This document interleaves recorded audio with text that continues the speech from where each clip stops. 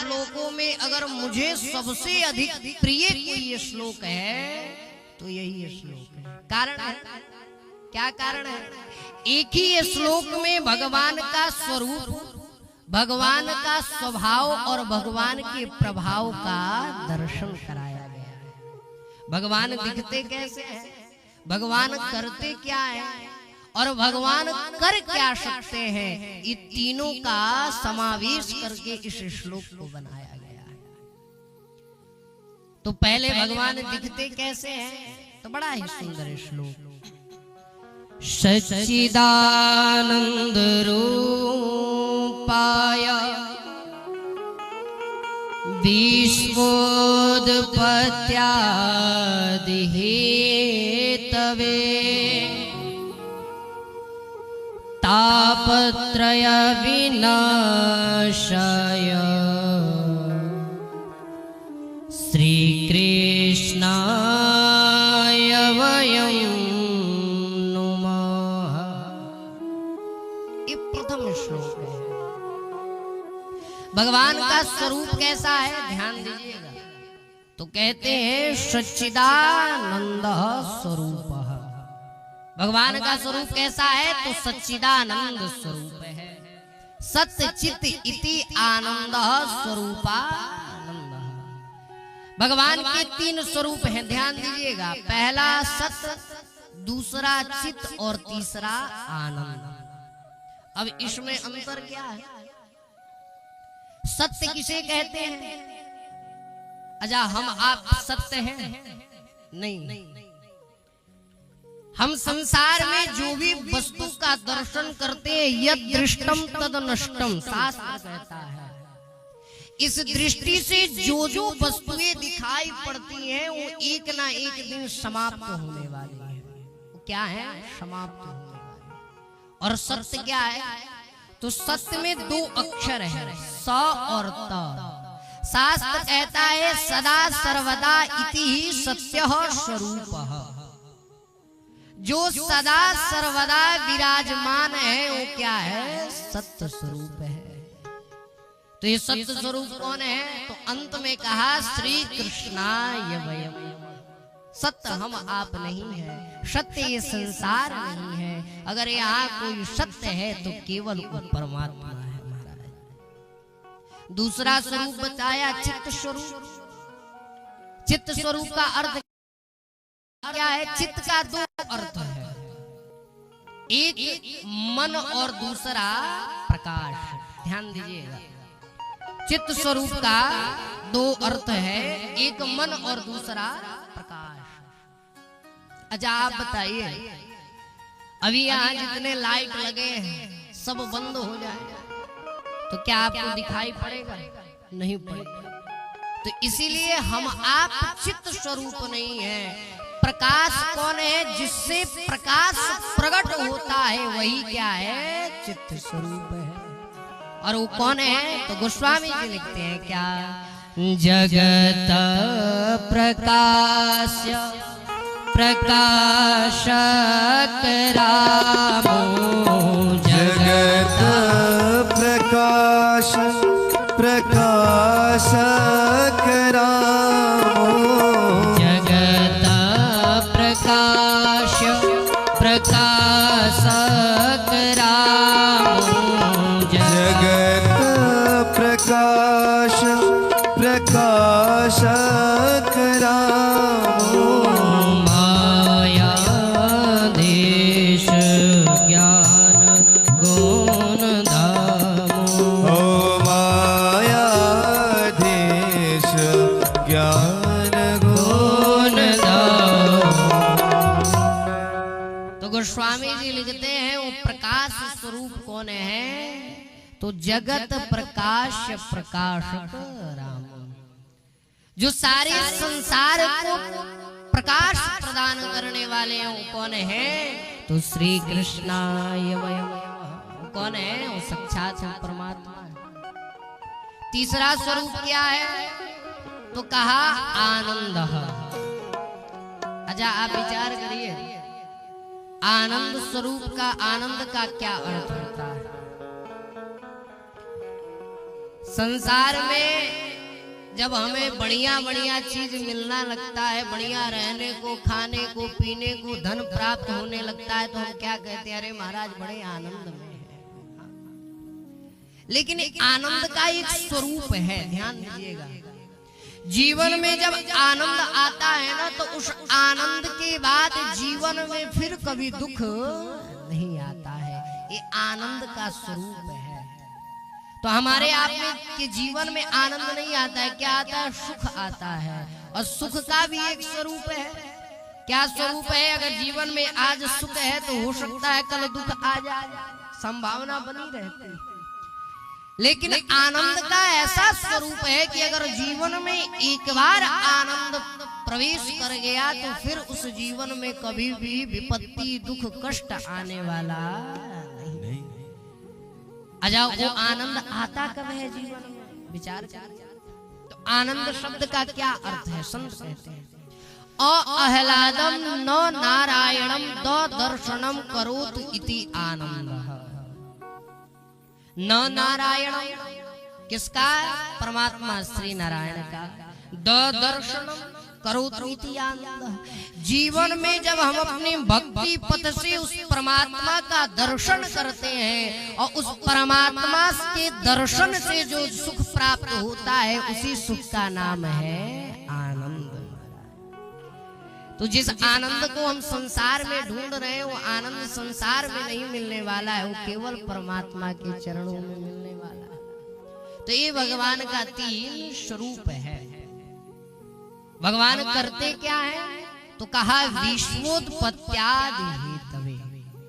भगवान इस संपूर्ण सृष्टि का क्या करते हैं? पालन करते हैं, पोषण करते हैं। भगवान का एक काम है।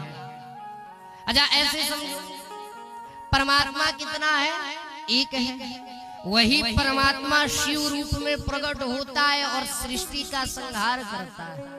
वही परमात्मा ब्रह्मा रूप में प्रकट होता है, सृष्टि का रचना करता है। और वही परमात्मा विष्णु रूप में प्रकट होकर सृष्टि का पालन करता है।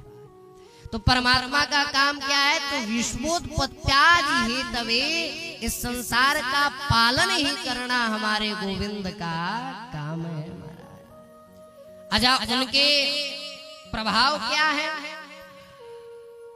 तो संत कहते हैं तापत्रय विनाशाय।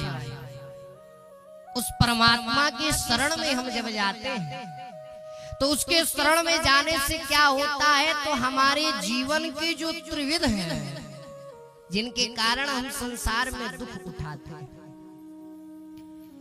संसार में दुख का लाइट मार रहा है वो लड़का। अभी तुम्हें उठा ले चलेंगे अयोध्या, हम साधु बना देंगे वहीं। कहो राधे राधे, लाइट मार रहा है, बताओ ऐसे ऐसे। कहो राधे राधे, तुम्हारा बच्चे हैं। तो हमारे जीवन में दुख का 3 ही कारण है। कौन कौन सा? तो दैहिक, दैविक और भौतिक। इन्हीं 3 कारणों से हम जीवन में कष्ट उठाते हैं, विपत्ति उठाते हैं, दुख उठाते हैं। लेकिन गोस्वामी जी कहते हैं कि तुम कृपालु जा पर अनुकूला, अताहि न व्यापि त्रिविध भव शूला। जिसपे उस गोविंद का कृपा हो जाता है, जिसपे उस गोविंद का करुणा होता है, उस मनुष्य, उस भक्त के जीवन से वो त्रिविध क्या होते हैं? समाप्त हो जाते हैं। ऐसा परमात्मा है कौन? जो सत्य स्वरूप है, चित्त स्वरूप है, आनंद स्वरूप है, संसार के पालन करता है और जिसके स्मरण मात्र से जीवन के त्रिविध ताप नष्ट हो जाते हैं। वो परमात्मा है कौन? तो वेद व्यास जी लिखते हैं कोई और नहीं, श्री कृष्णाय वयं नमः। वो परमात्मा साक्षात हमारे वृंदावन बिहारी लाल है महाराज। ऐसे परमात्मा के श्री चरण कमल में हम सब प्रणाम करते हैं। अच्छा, यहाँ एक अर्थ और है। क्या अर्थ है? यहाँ भगवान कृष्ण को तो प्रणाम किया गया है, लेकिन किन कृष्ण को प्रणाम किया गया? तो कहा श्री कृष्णाय वयं नमः। श्री का अर्थ क्या है? राधा रानी। संपूर्ण भागवत में कहीं भी राधा शब्द का उल्लेख नहीं आया। जहां जहां श्री शब्द है वहीं राधा स्वरूप माना जाता है। तो वेद व्यास जी कहते हैं हम प्रणाम तो कर रहे हैं, लेकिन किन कृष्ण को कर रहे हैं? तो कहते हैं श्री कृष्णाय वयम नमः। जो कृष्ण श्री राधा रानी के साथ विराजमान है, उन्हीं श्री राधा रमण सरकार के चरणों में हम सब प्रणाम कर रहे हैं। बोलो भक्तोत्सल भगवान जय हो। अच्छा, भगवान के चरणों का भी बड़ी महिमा है महाराज। अगर आप दृष्टि डालें, शास्त्र कहता है दशाश्वमेधि पुनरीति जन्मो कृष्ण प्रणामी न पुनर्भवाय।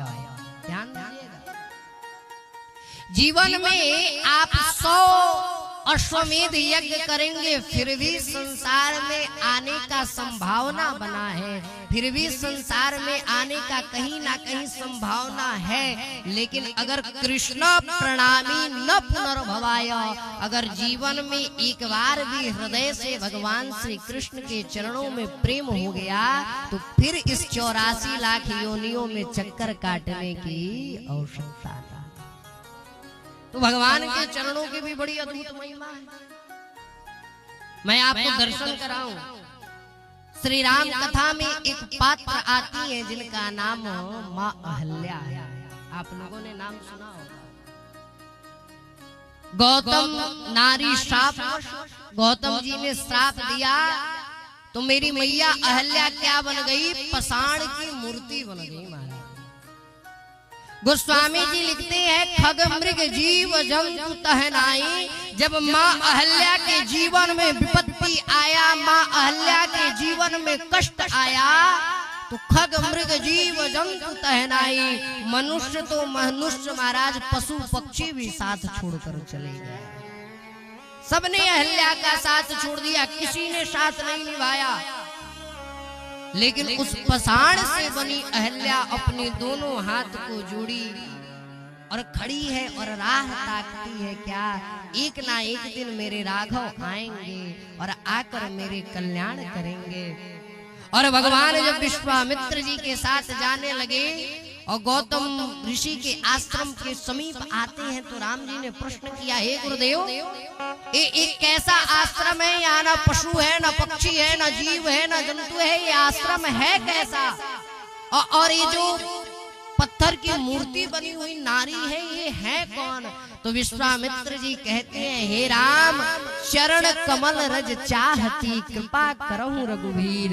और भगवान ने जैसे अपने चरणों की रज को स्पर्श किया, माँ अहल्या के जीवन तारी दुख विपत्ति समाप्त हो गई और माँ अहल्या पुनः से प्रकट हो गई। ये मेरे गोविंद के चरणों की कृपा है।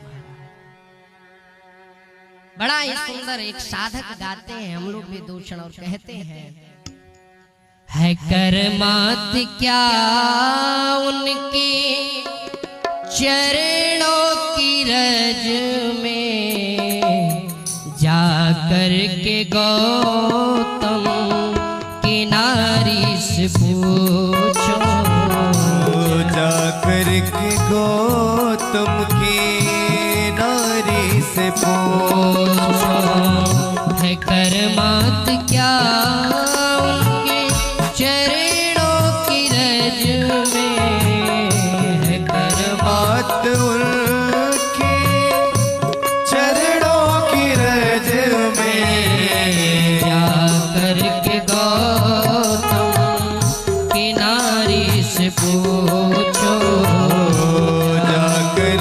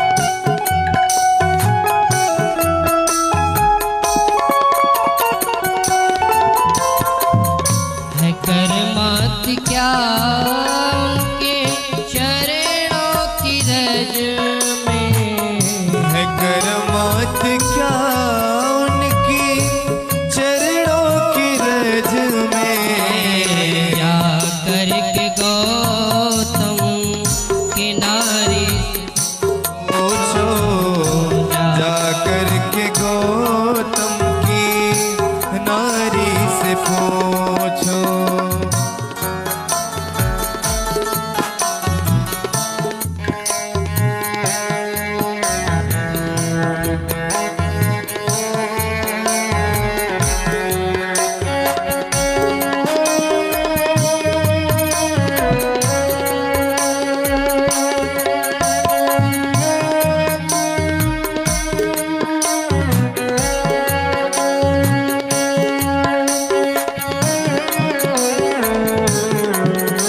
भक्तवत्सल भगवान की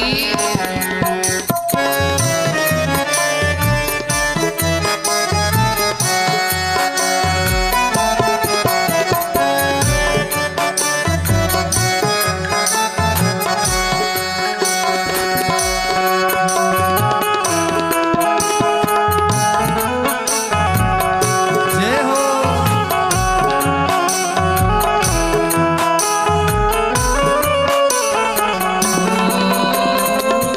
कृपा कितनी करते हैं शरणागतों पे। ओ कृपा कितनी करते हैं शरणागतों पे। कृपा कितनी करते हैं शरणागतों पे। कृपा कितनी करते हैं शरणागतों पे। बता सकते हैं यदि बता सकते हैं यदि मिलेंगे विभीषण पतितों को पावन, वो कैसे बनाते पतितों को पावन वो कैसे बनाते।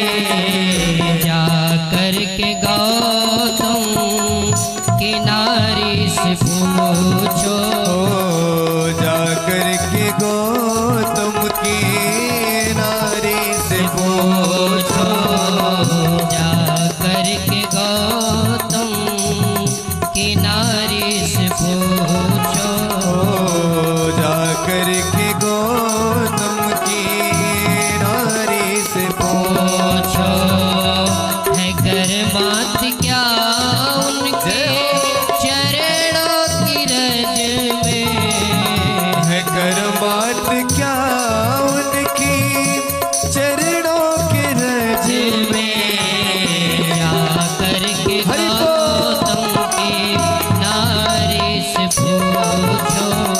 ओ जाकर के गौतम की नारी से पूछो। सभी लोग आओ। जाकर के गौतम की नारी से पूछो। जय हो श्री राघवेंद्र सरकार की जय हो। भक्तवत्सल भगवान की जय हो।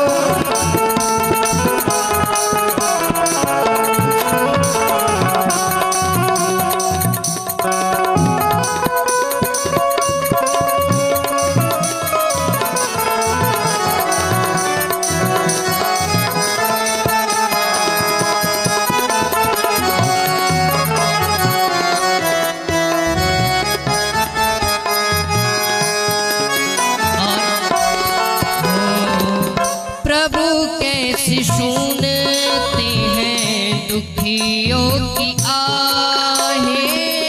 प्रभु कैसे सुनते हैं दुखियों की आहें। प्रभु कैसे सुनते हैं दुखियों की आहें। प्रभु कैसे सुनते हैं दुखियों की आहें। तुम्हें ज्ञात हो राजा, तुम्हें ज्ञात हो राजा। तुम्हें ज्ञात हो राजा बलि की कहानी। जय हो। निराधार कौन आधार जग में। निराधार का कौन आधार जग में।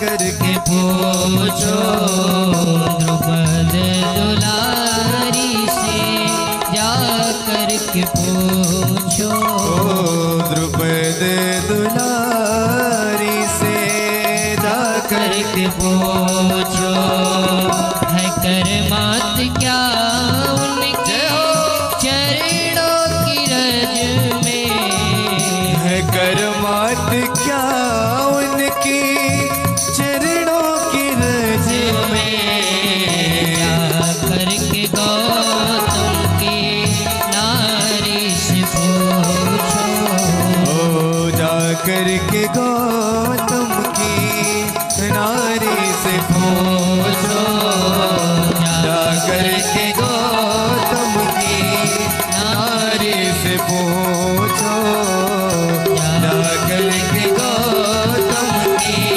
नारी से पूछो। बोलिए भक्तवत्सल भगवान जय हो। तो साधक कहता है क्या